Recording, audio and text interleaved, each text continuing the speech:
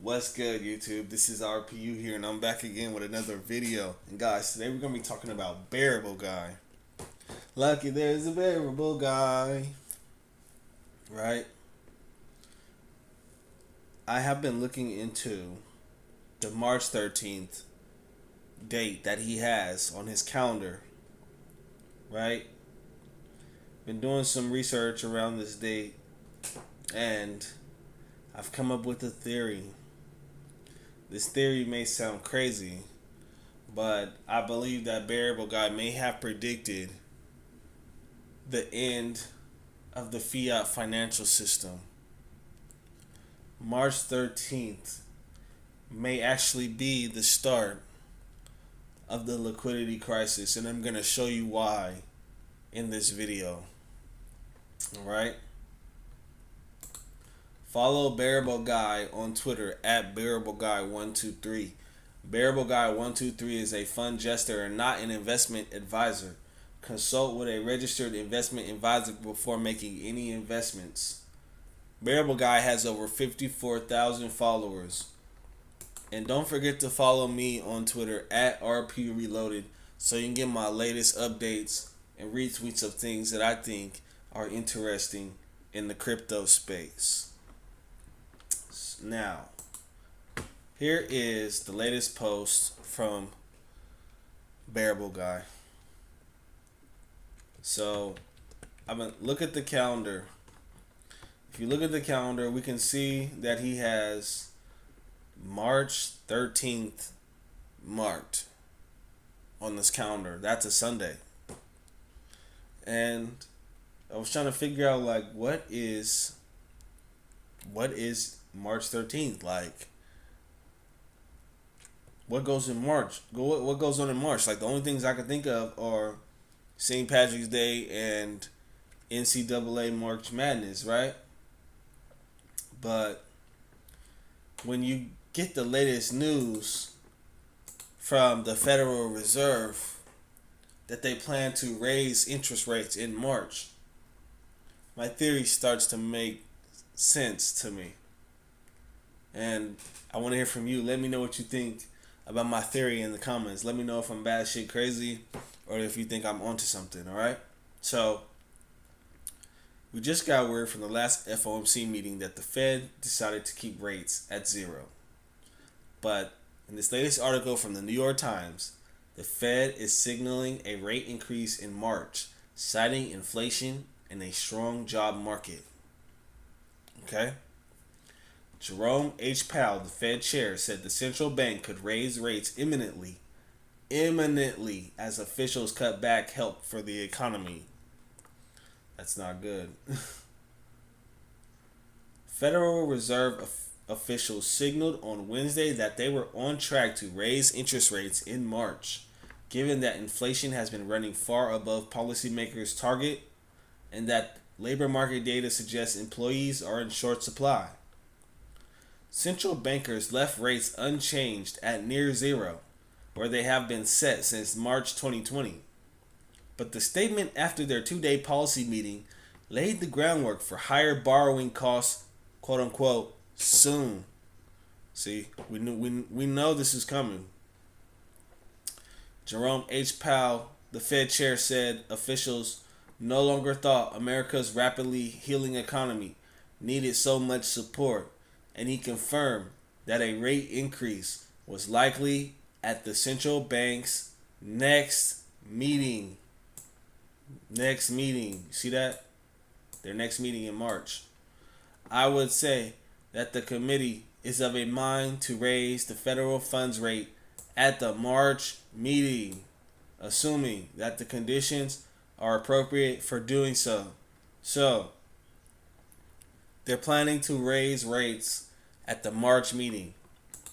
This is the website, the Board of Governors of the Federal Reserve System. This is their FOMC calendar. Look at March.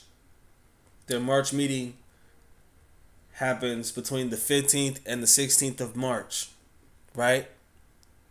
Now look at the Bearableguy calendar. March 13th is the same week of the 15th and the 16th.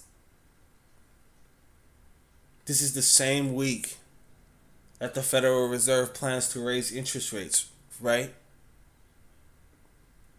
And so I believe that something is going to kick off around March 13th. Maybe something maybe like a financial crisis. Something may kick off in the repo markets again. I don't know. Something is going to kick off March 13th. You know, around the time that the Fed is going to raise interest rates. It may cause the Fed to keep rates at zero again. You know, if the economy slows down or another variant hits or something crazy. But isn't that crazy? March 13th, the same week that the Fed is planning to raise interest rates. So we have a connection, I think. Let me know in the comments. So this is an article from Bloomberg. I couldn't read the whole article, but because I've read too many Bloomberg articles and they want me to pay for it and I'm not paying. But the title of the article was How the Fed Could Decide to Shock and Awe with a Half-Point Hike. A half a point hike? A half a point hike is nothing. A half a point hike in their interest rate is nothing. But this is the history of the federal funds interest rate, right? Every time the Fed, it seems like every time the Fed gets ready to raise interest rates, we have a crash. If you look throughout like this pattern, like this is 1980. Like we raised interest rates this whole time, and then right around 1980, there was a crash, and then they had to lower cut interest rates. Then you have 1990, they cut again, started raising around 2000, crash, cut again. The last time we tried to we tried to raise interest rates was in 2018. And we were only able to get to 2.5% before the market started coming down again and we had to cut to zero. And people have been borrowing so much money since in between that time. I believe that a half a point has the potential to blow up the financial system.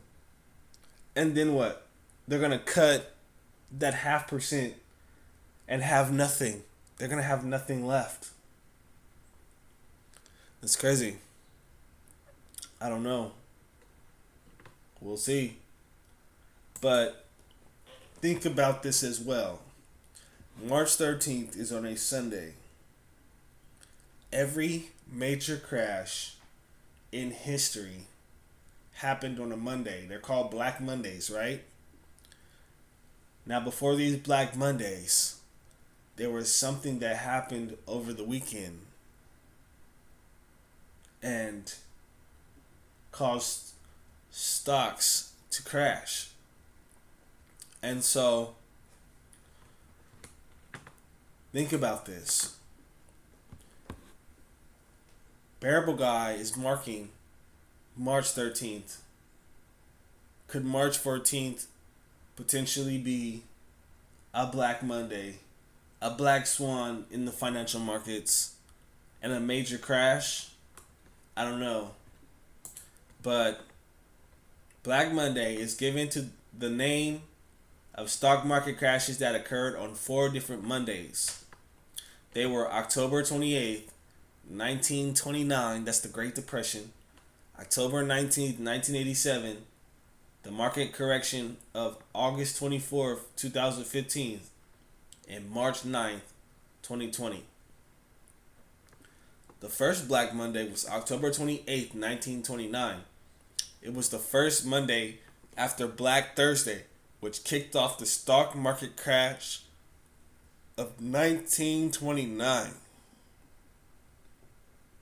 The sell-off did not start the Great Depression of 1929, but it set the stage by shattering confidence in business investing.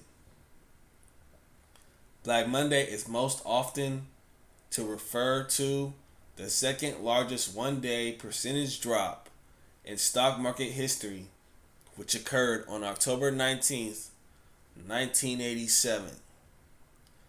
The most recent Black Monday on March 9th, 2020, came a few days before the Dow entered a bear market, ending an 11-year bull market. I remember that. March 9th. I remember that. I think that over that weekend, I believe we had got our first case in the United States. And then the market started to crash. And I believe that Friday, it's Friday the 13th. Like, how ominous is that? Friday the 13th, Donald Trump declares a state of emergency. And we went through the whole lockdowns and all that. But the stock market has a history of crashing on Mondays. You know? And most of the time, like, things happen when the media wants to sneak something out in the news cycle. What do? They release it over the weekend, right? And like, when these crashes happen, it's just so convenient how, it happens over the weekend and banks are closed, right? What if March 13th is the start of the liquidity crisis? ICE 9 kicks in. Everyone's bank accounts are frozen over the weekend. And the switch is flipped. And that's the beginning of the new financial system. It sounds crazy, but this is what Peter Schiff had to say about the Fed and their interest rate policies. Peter Schiff said, if the Fed stays true to its public plan to end quantitative easing and start raising interest rates in March, stocks will be in a bear market, the economy in recession, and inflation will be even worse when voters cast their ballots in the midterm elections. What's the odds Powell holds firm? I don't know, because Peter Schiff called this out in 2018.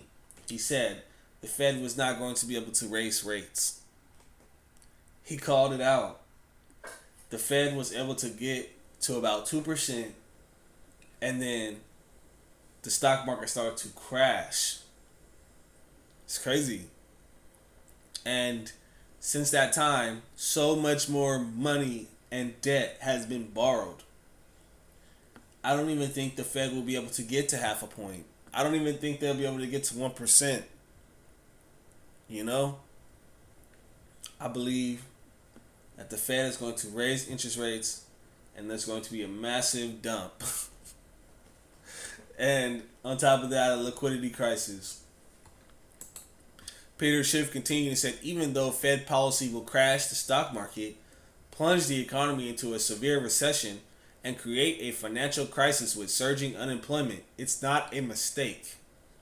The mistake was doing quantitative easing and ZERP. The bigger mistake will be doing both again to inflate another bubble. The Federal Reserve may have no choice. They have no more interest rates. Once they start raising interest rates and the market crashes again, they will have no choice but to cut interest rates back to zero and provide liquidity again.